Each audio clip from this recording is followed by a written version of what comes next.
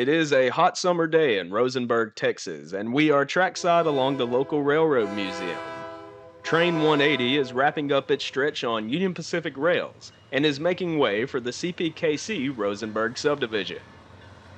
These are the beginning steps of a route that is often referred to as the Macaroni Line, a segment of rail with a rich history from its conception to its unlikely revival.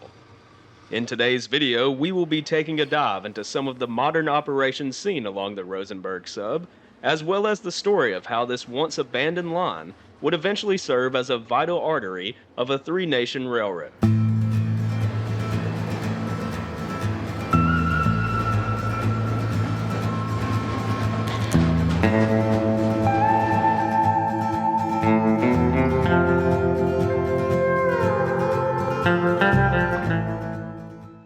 Roots of this route can be found in the later half of the 19th century. The agriculture economy in this region of Texas was struggling due to detrimental effects of the Civil War. As rails were laid, slowly but surely the economy would regain its former status and grow well above. One of the railways formed in this region of Texas would be the New York, Texas, and Mexican Railway. The initial goal of this company was to connect Mexico City and New York City. The first tracks would be laid here in the Lone Star State. Italian engineer Count Joseph Telfner would lead the charge with the assistance of his father-in-law. Within 2 years of the railway's original charter in 1880, over 90 miles were constructed between Rosenberg and Victoria. Over 1,200 workers were brought in from Italy to construct the route. The most common meal on workdays would be macaroni, leading to the route's nickname that still sticks today. Eventually, the NYTNM would fall under the control of Southern Pacific Lines in 1885. 100 years later, the last Southern Pacific freight train would traverse the line in favor of other routes. Flash forward to the 1990s. A humble regional road known as the Kansas City Southern was eyeing expansion southward into Mexico.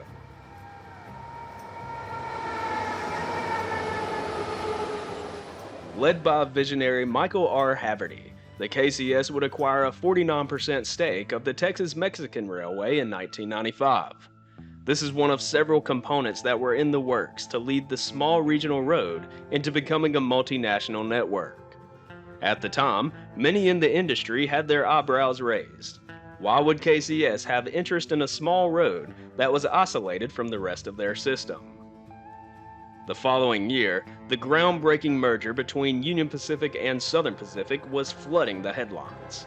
KCS would request trackage rights from the northern terminus of the Tex-Mex in Robstown to the southern end of KCS in Beaumont.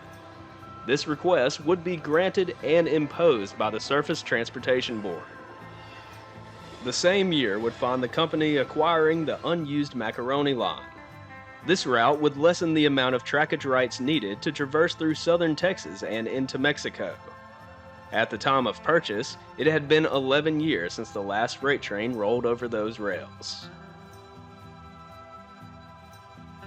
Despite the purchase, it would be another decade of idle rails that were continuing to deteriorate.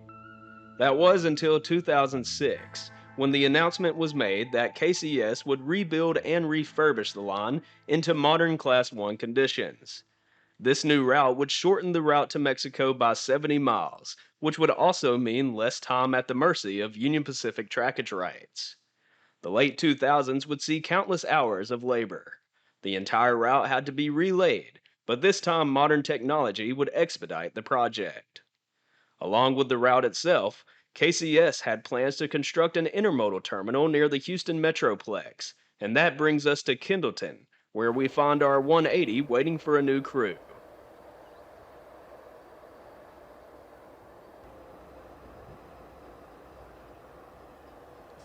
Paired with the restoration and reconstruction of the main line, the Kendleton Intermodal Terminal was a massive undertaking.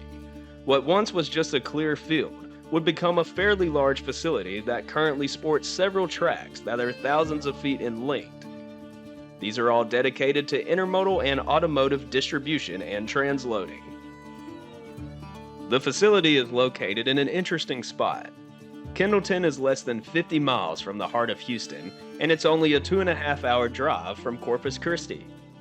Truck traffic can be seen transporting goods out of Kendleton to travel into various regions in the state, while rail access will give freight a straight link into Mexico, throughout the United States, and now with the merger, all throughout Canada.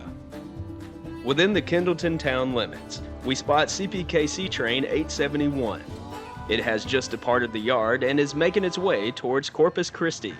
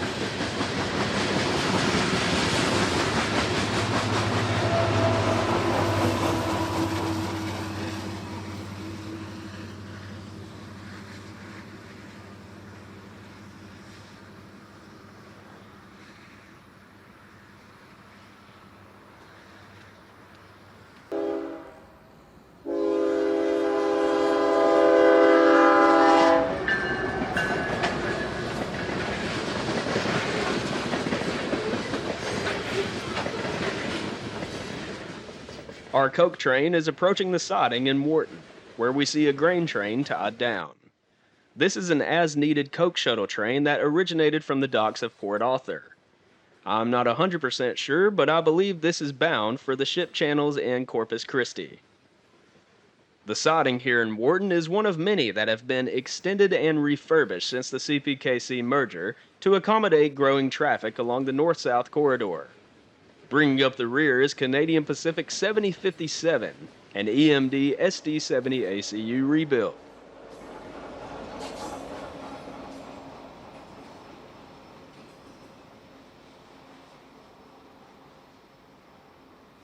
Located in town is an absolute gem of railway history. During the KCS Historical Society's annual convention, one of the several activities for the weekend was a tour of the Southern Pacific Depot.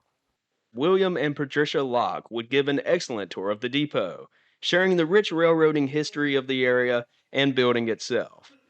Truthfully, this depot could have an entire documentary on it. Following the tour would be an informative presentation on the region's rail history, including the revival of the abandoned route by Kansas City Southern. When the building was at risk for demolition, it was local residents such as the Lockes who stepped up to preserve this rich piece of history.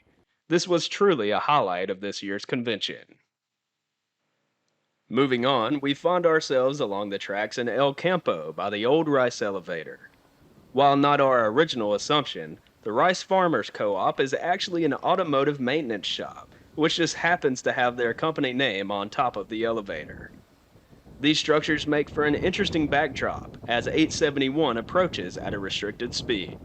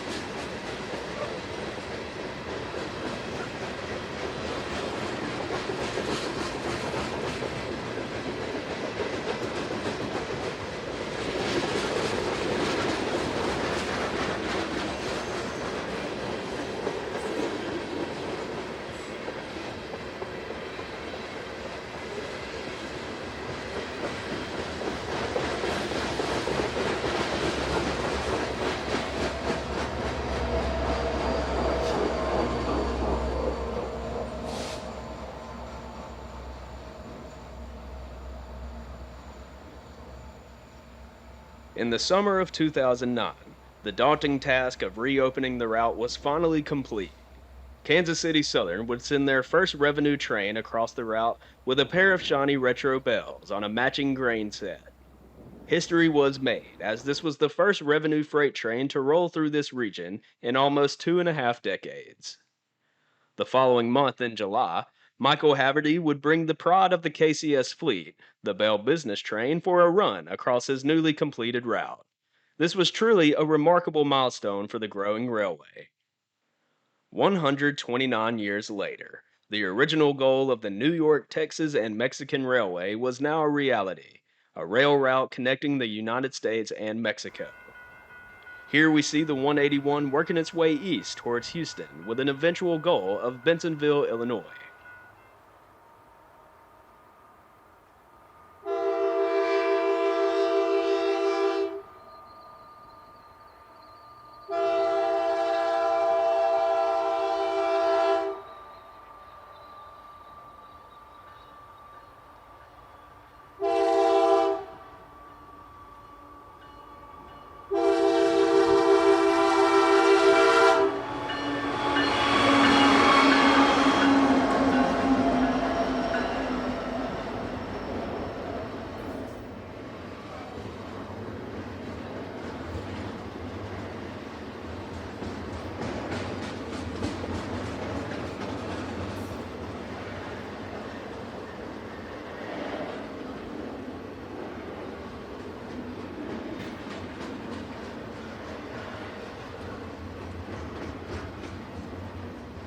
With Kansas City Southern and Canadian Pacific merging in 2023, the Macaroni Line now has exceeded its original mission.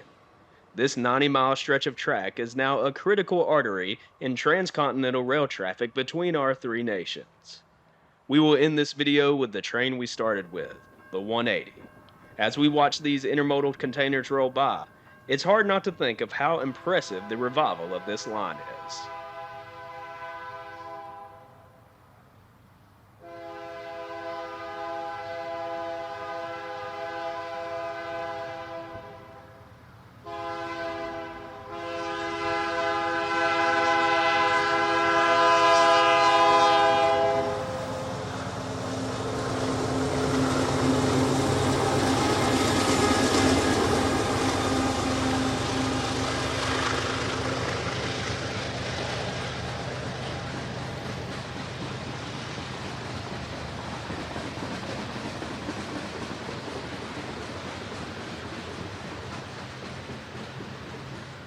I'd like to give a special thanks to William Locke for generously supplying us with the majority of historical information and photographs of the Macaroni Line. Without his help, there would be a lot less information presented in this video. I really hope that you have enjoyed this video. Be sure to stay tuned for more content along CPKC and other roads.